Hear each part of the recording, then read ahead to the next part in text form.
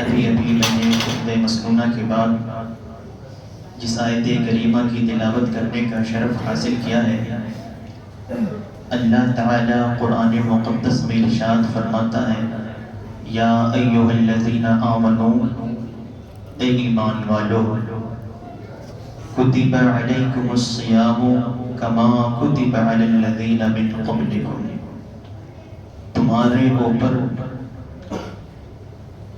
روزہ فرض کیا گیا جیسا کہ تم سے پہلے والوں پر فرض کیا گیا، تاکہ تم متقی اور پرہیزگار بن سکو۔ عزیزان ملت اسلامیہ، یہ مہینہ رحمتوں برکتوں کا مہینہ ہے، توبہ و استغفار کا مہینہ ہے۔ ماشاءاللہ ہمارے بھائی اس مہینے میں خوب عبادتیں بھی کر رہے ہیں، نمازیں بھی پڑھ رہے ہیں، اللہ تعالیٰ قبول فرمائے۔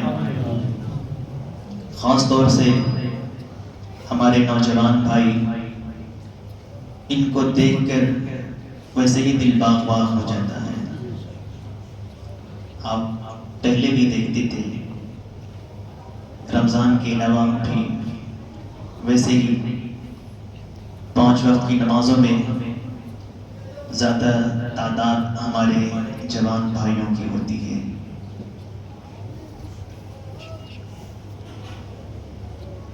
یہ ہمارے نوجوان بھائی آج کے زمانے میں بھی، جہاں لوگ سوشل میڈیا پر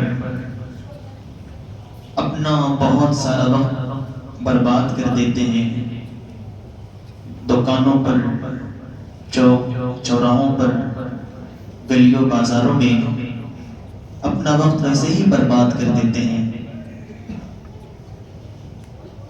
ایسے وقت میں بھی ہمارے نوجوان بھائی یہاں سب کچھ چھوڑ کر آتے ہیں، نماز پڑھتے ہیں، اور جہاں تک ہوتا ہے دین کی خدمت بھی کرتے ہیں۔ اللہ تعالیٰ آپ سب کی ان عبادتوں کو قبول فرمائے۔ عزیزان ملت اسلامیہ، یہ ماہ مبارک نیکیاں جمع کرنے کا مہینہ ہے۔ اس میں آپ جتنی نمازیں پڑھ سکتے ہیں پڑھ لیجیے، جیسے جو نمازیں آپ کی چھوٹ گئی آپ ان نمازوں کی قضا بھی کر لیجیے۔ جس طرح سے آپ ابھی پہلی تاریخ سے نماز پڑھ رہے ہیں، نیت کر لیجیے انشاءاللہ آخری تک انشاءاللہ اس طرح پڑھتے رہیں گے تراویح میں انشاءاللہ۔ ہمارے بھائی سحری افطاری کرتے بھی ہیں، کراتے بھی ہیں۔ آپ کو میں ایک پیغام دے رہا ہوں، سحری کرتے ہیں، کراتے ہیں ماشاءاللہ، لیکن آپ ان کے لیے زیادہ سوچیں جو محتاج ہیں، جو غریب ہیں، جو مہنگے مہنگے پھل فروٹ نہیں خرید سکتے، آپ ان کے گھر میں بھی پہنچانے کی کوشش کریں۔ انشاءاللہ اس پر بھی عمل کریں گے۔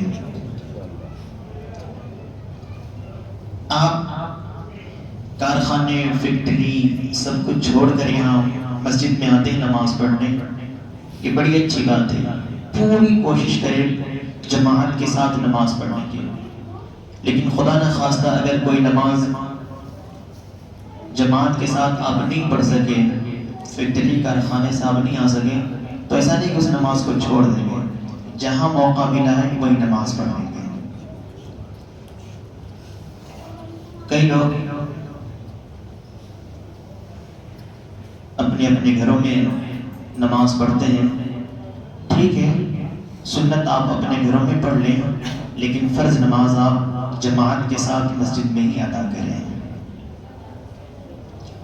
یہ رمضان المبارک ہے، اس کا خوب ادب کریں، اس کا احترام کریں، اس کی تعظیم کریں۔ ایک شخص تھا،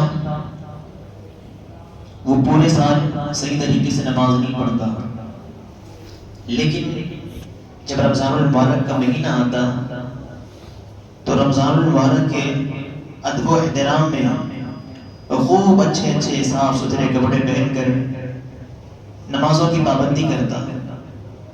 پچھلی نمازیں جو چھوٹ گئی تھی ان نمازوں کی قضا بھی کرتا۔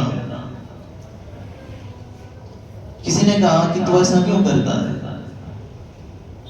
تو اس شخص نے یہ کہا کہ یہ مہینہ رحمتوں برکتوں والا مہینہ ہے، توبہ و استغفار کا مہینہ ہے، اسی لیے میں اس مہینے میں خوب عبادت کرتا ہوں کہ ہو سکتا ہے اللہ تعالی میرے اسی عمل کی وجہ سے میری بخشش فرما دے۔ کچھ وقت کے بعد جب اس کا انتقال ہوا تو کسی نے اسے خواب میں دیکھا اور دیکھ کر پوچھا کہ بتاؤ تیرے رب نے تیرے ساتھ کیسا سلوک کیا؟ تو اس شخص نے کہا کہ اللہ تعالی نے میرا حساب لیا اور مجھے رمضان المبارک کی برکت سے، رمضان المبارک کی تعظیم کرنے کی وجہ سے، میرے اس عمل کی وجہ سے اللہ نے مجھے بخش دیا۔ اب کوئی اسلامی بھائی یہ نہ سمجھے کہ صرف اب رمضان شریف کے مہینے میں عبادت کر لیں گے اور پورے سال نمازوں کی چھٹی، نہیں، آپ رمضان میں خوب عبادت کریں، جو نماز فرض ہے ان کو وقتوں پر ادا کریں۔ یہ تو اللہ کے اوپر ہے، اللہ کے اختیار میں ہے، وہ جسے چاہے ویسے ہی معاف فرما دے، کوئی چھوٹی سی نیکی، کوئی چھوٹا سا عمل قبول فرما لے اور اسی کو بخشش کا ذریعہ بنا دے۔ سنا ہوگا آپ نے، حدیث پاک میں آتا ہے کہ ایک عورت کو صرف اس لیے بخش دیا گیا کہ اس نے ایک پیاسے کتے کو پانی پلایا گیا، اور اللہ تعالیٰ جس سے سختی کے ساتھ حساب لے تو پھر اس کے لیے بچنا بڑا مشکل ہو جائے گا۔ بنی اسرائیل میں ایک نوجوان تھا، اس نے ہر قسم کے گناہوں سے توبہ کی، پھر 70 سال مسلسل عبادت کرتا رہا، دن کو روزہ رکھتا، رات میں شب بیداری کرتا، جاگ کر عبادتیں کرتا۔ اس نے کبھی کسی سائے میں آرام نہیں کیا، کوئی عمدہ غذا نہیں کھایا، اچھے کام کرتا۔ اس کا انتقال ہو گیا۔ کسی نے اس سے پوچھا بتاؤ تیرے ساتھ اللہ تعالی نے کیسا سلوک کیا؟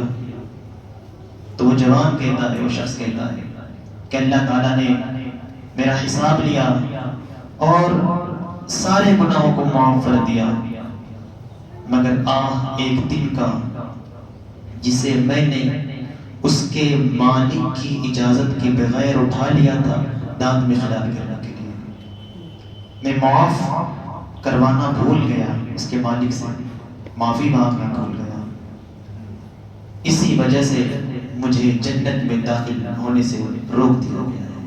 اللہ، تو اس لیے کسی بھی نیکی کو، کسی بھی عمل کو حقیر نہ سمجھیں، چھوٹا نہ سمجھیں۔ جہاں آپ کو نیکی کا موقع ملتا ہے وہ نیکی کریں، جہاں عمل کا موقع ملتا ہے وہاں عمل کریں، خلوص کے ساتھ کریں، دل سے کریں۔ آپ روزہ رکھتے ہیں، دل سے روزہ رکھیں۔ آپ تراویح پڑھتے ہیں، دل سے تراویح پڑھیں، خوش ہو کر تراویح پڑھیں۔ حدیث پاک کا مفہوم ہے کہ جو شخص ثواب حاصل کرنے کی نیت سے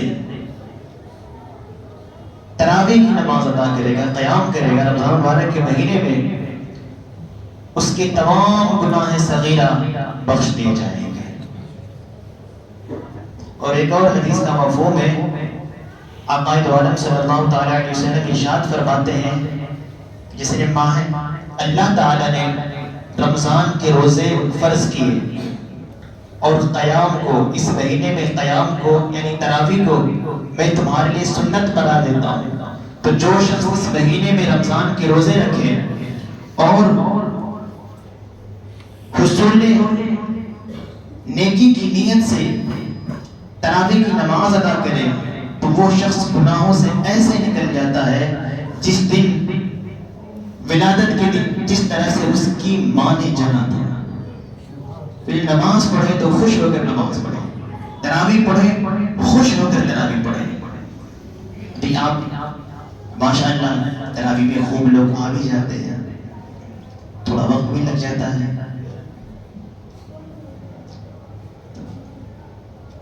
تو اس سے آپ تھکتے تو نہیں ہیں زیادہ وقت لگنے سے؟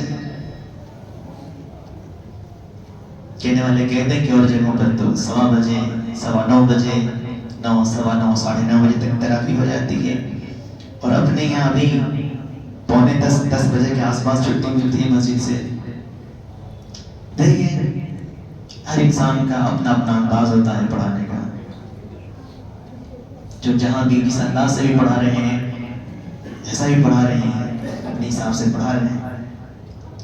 اس فقیر کی کوشش یہ ہے کہ چاہے 1 پارہ پڑھا جائے یا 1.5 پڑھا جائے یا 2 پڑھا جائے، ٹھہر ٹھہر کے آرام آرام سے، اتنا ہو کہ لوگ سمجھ سکے کہ کیا پڑھا جا رہا ہے، وہ صحیح طریقے سے سمجھ تو سکے کہ قرآن پاک کی آیتیں پڑھی جا رہی ہیں، یہ سورتیں پڑھی جا رہی ہیں، تو سمجھ میں تو آتا ہی ہے، آتا ہی ہے الحمدللہ، سمجھ میں تو آتا ہی ہے۔ ابھی دیکھیں موسم کے حساب سے تو یہ موسم ٹھیک ہے، اپنی مسجد کانچ کی مسجد ہے، چاروں طرف سے پیک ہے، کھڑکی بھی نہیں کھول سکتے، کھڑکی کھولیں تو سر میں لگا، یہ پنکھے